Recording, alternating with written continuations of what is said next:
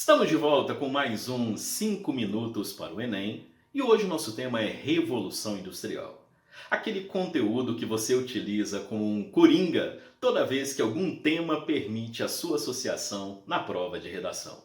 Para falar da Revolução Industrial em sua prova de Ciências Humanas, falamos de um dos conceitos que também é um dos mais abordados na prova. Presta atenção que quando falamos de Revolução Industrial, falamos da inserção de máquinas que começou a acontecer a partir do século XVIII no sistema de produção dos ingleses. Observa que quando falamos de máquinas, falamos de equipamentos que utilizam alguma forma de fonte de energia que não é nem humana e nem animal. E a partir daí, a energia gerada pelo vapor, a energia gerada pelos combustíveis fósseis, a energia gerada pela eletricidade começam a influenciar cada vez mais os equipamentos que a humanidade utiliza para modificar o mundo à sua volta. Desde o século XVIII até o século XXI, no qual nós estamos, nós enfrentamos e passamos por diversos desafios nos quais as máquinas da Revolução Industrial afetaram os processos históricos. Observa que quando falamos da prova do Enem e como isso costuma ser abordado, as consequências da chamada Revolução Industrial são os pontos mais importantes para a prova de Ciências Humanas. Então, ao pensar nesses aspectos, lembrem-se com relação ao fato da dependência da humanidade nos dias atuais da utilização de máquinas,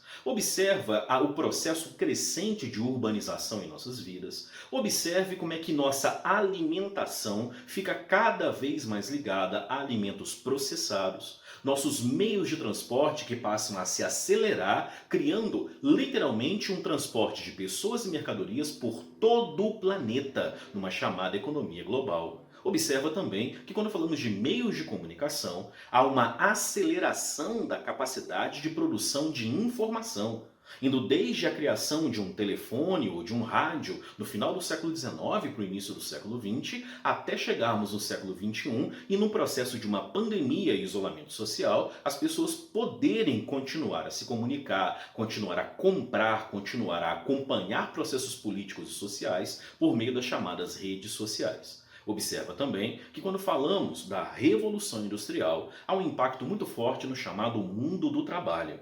A ideia de como é que as relações de trabalho se modificaram desde os operários proletários do século XVIII e XIX, na Inglaterra em especial, até chegarmos na condição de operários e trabalhadores submetidos a esse processo de desemprego crônico, como muitos autores vão apontar, no sistema capitalista dos nossos dias. Ao falarmos do processo da Revolução Industrial, não deixe de lado o fato de que aquilo que você estuda em História do Brasil está ligado diretamente ao seu próprio processo de vida.